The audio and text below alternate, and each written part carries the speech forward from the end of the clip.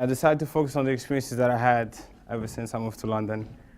And it will be a poem called Pieces of Paper. Rectangular shapes. You're sharp around the edges. You're soft, but you're not too soft. You have a bit of earth taste, and you're flat. Looking at a piece of paper, I can draw a parallel with pretty much everyone in society. We all started as robust trees, a mystery to ourselves with our own qualities. The brown on the leaves represent the inner and outer conflict.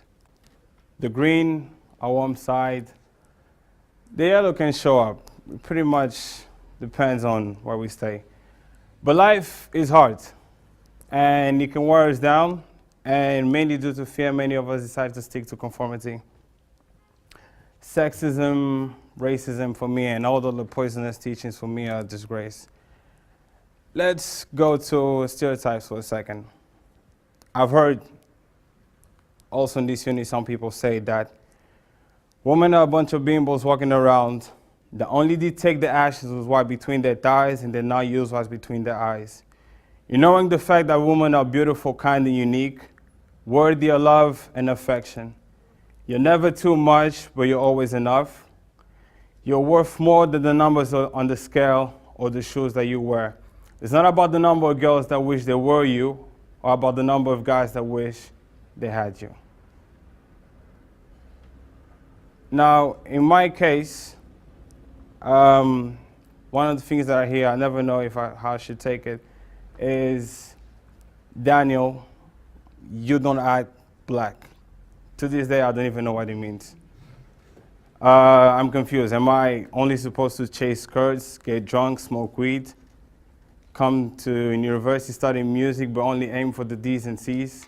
I can't sing, therefore I know I'll never win the X Factor, but that doesn't mean I cannot become a factor. I'm too short to bowl, therefore forget NBA and all the sorts of professional basketball. I refuse to be an automaton, someone who doesn't know or understand himself, and the only person is acquainted with who he's supposed to be, replacing communicative speech with mindless chatter, satisfied with seductive smiles instead of genuine laughter. High brands nowadays became the main fuel for a train called self-esteem. We all matter. We are all powerful. Our deepest fear is not that we are inadequate, but powerful beyond measure. Now, when it comes to our friendships, we choose our mates. The problem starts, and it can also end with us. Yes, we need to sympathize, but we need to guard our heart constantly, especially from lies, and be very careful with the we's, because we all know that misery loves company. I refuse to be used and abused, not because I'm better than anyone else, but because I know that accountability is the foundation for responsibility. I'm not trying to preach any sort of separation, but people need to be careful with dysfunctional people. And the same concept applies to our thoughts. We are what we think, all that we are arises with our thoughts, and with our thoughts, we make our own world. Emotions spread faster than any disease. Therefore, I spread love to everyone that comes across my path and who respects me for the amazing human being that I am, and disdain for those who don't. I'm not pandering for admiration or seeking respect. I have enough for myself. Sometimes, especially when times get tough, we forget that we are not perfect, and neither is the world. And while we endeavor to success, a little room for mistakes sometimes is all that we need. Because as much as experience is an exceptional teacher, mistakes also can be life-changing eye-openers. I mean, that is if we decide to learn from them. I refuse as well to be some sort of a beggar, someone constantly seeking gold in someone else's life. I focus on joy and not on pleasure. People might wonder what the difference is. The first one is internal, whereas the second one isn't. Because I wasn't satisfied with my role as a chess piece, I decided to change the things and become a chess player.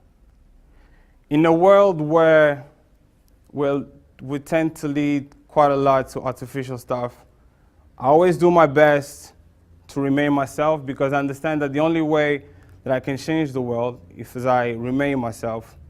Constantly seeking progress and change beyond understanding of those who decide to give up and unfortunately call themselves weak. It's not about Instagram likes, Facebook likes, Instagram, Twitter followers, color or background, but effort. Presence and essence determine respect, and the power of respect is never to disrespect. Some people are black, others are blue, gray, yellow. Some are gay. I learned through life that we just have to accept.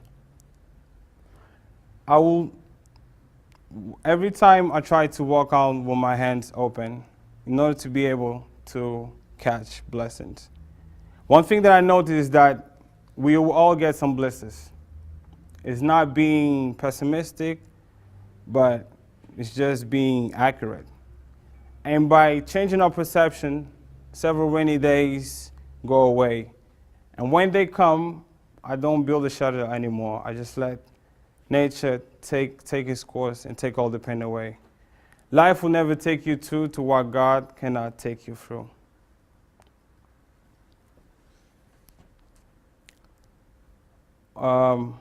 Brain freeze. Sorry.